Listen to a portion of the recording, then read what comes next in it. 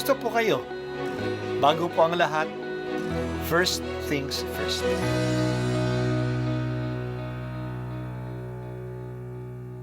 Good morning po. Sinisimulan po natin ngayon ang first things first.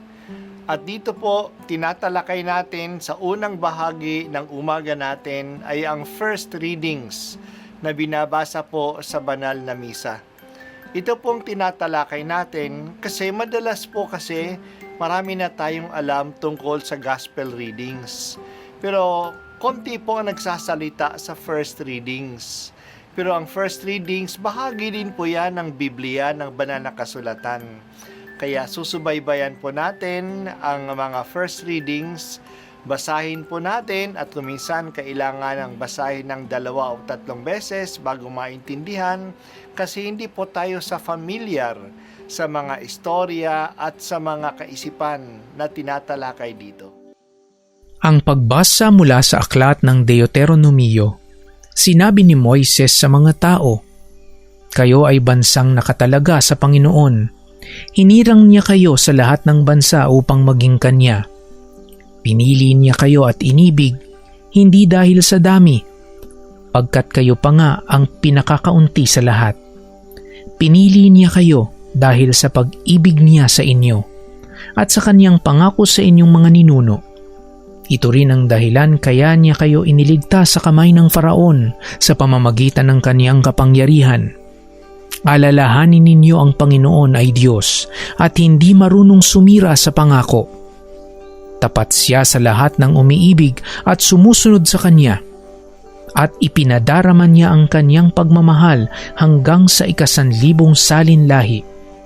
Nililipol niya ang lahat ng sumusuway sa Kanya. Hindi makaliligtas sa Kanyang parusa ang lahat ng hindi sumusunod sa Kanya. Kaya sundin ninyo ang kautusan at mga tuntuning ito." Ang salita ng Diyos. Salamat sa Diyos. Ngayon ay ang Philippine Independence Day. Ika-128 na taon na ang ating kasarinlan mula noong 1898. Pag-ibig sa bayan ay isang kahilingan ng ating pananampalatayang Kristiyano. Mahal natin ang Pilipinas kaya pinagdarasal natin ito. Maging isang maunlad sana at makatarungang bansa ito para sa lahat ng mga Pilipino. Ipagdasal natin na bigyan tayo ng mga tapat na leaders na may pagmamalasakit sa bayan. Magsikap din tayong mga Pilipino na hindi maging pabaya sa ating bansa at maging handa ring magsakripisyo para sa kapwa Pilipino, lalo na sa nangangailangan at mahihina. Sa simbahan, kapistahan ngayon ang kamahal-mahalang puso ni Jesus. Isa itong debosyon na nakaugat sa ating mga Katolikong Pilipino. Pinapakita ng puso ni Jesus ang pagmamahal ng Panginoong Jesus sa atin na handa siyang magdusa para sa atin. Ang kanyang puso ay sinugatan ng ating pagkakasala, pero patuloy pa itong nagliliyab para sa atin. Hindi nagtatampo si Jesus sa atin. Kaya huwag tayong mag-alangan na lumapit sa Kanya kahit na tayo ay nagkasala. Hindi kaya tayo na sumalok sa batis ng Kanyang pagmahal sa pamagitan ng pagtanggap ng mga sakramento, lalo na ng sakramento ng kumpisal at ng banal na komunyon.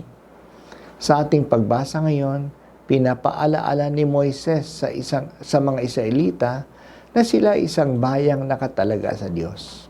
Katangi-tangi sila sa Diyos. They are the chosen people. Pinili sila ng Diyos hindi dahil sa sila ay malakas na bansa o mababait na mga tao. Maliit lang silang bayan. Hindi sila pinili dahil sa sila ay mabubuting mga tao. Sa totoo lang, matitigas ang kanilang ulo. Palagi silang nagre-rebelde, nagre-reklamo sa Diyos. Pinili sila ng Diyos na maging Kanya dahil sa mahal sila ng Diyos. Pinakita ng Diyos ang Kanyang pagmamahal sa kanila sa paglikas nila sa Ehipto. Inilabas sila ng Diyos sa pagkaalipin sa Ehipto.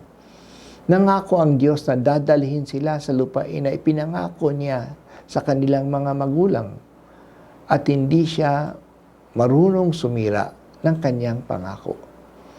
Tapat siya at ipinadarama niya ang kanyang pag-ibig hanggang sa ikasang daang libong salinlahi.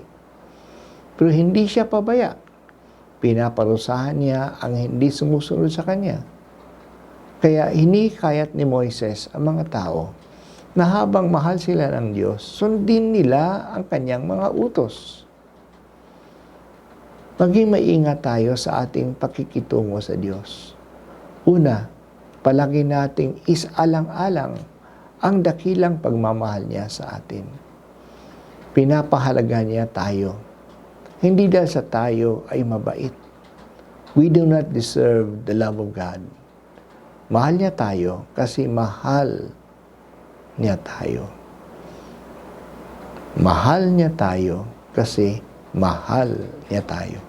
Period. Kaya palagi tayong magpasalamat sa Kanya. Huwag nating ipagmayabang ang pagpili ng Diyos sa atin. Hindi natin ito deserve.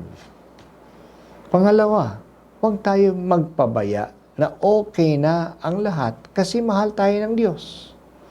Kung hindi tayo susunod sa Kanya, darating din ang parusa sa atin. Magpagmahal ang Diyos, pero siya ay makatarungan din. Mas lalo pa nga tayong maging masunurin kasi ang sinusunod natin ay isang nagmamahal sa atin. Ang ating pagsunod ay magiging tanda ng ating pagpapasalamat at pagpapahalaga sa Kanya. Salamat, O Jesus, sa iyong dakilang pagmamahal sa akin at sa aming bansang Pilipinas. Tulungan mo kaming tumugon sa iyo pagmamahal sa pamagitan ng malaking pagmamahal sa aming bansang Pilipinas ng isang regalo mo para sa amin, lalo na sa mga mahihirap na mga Pilipino.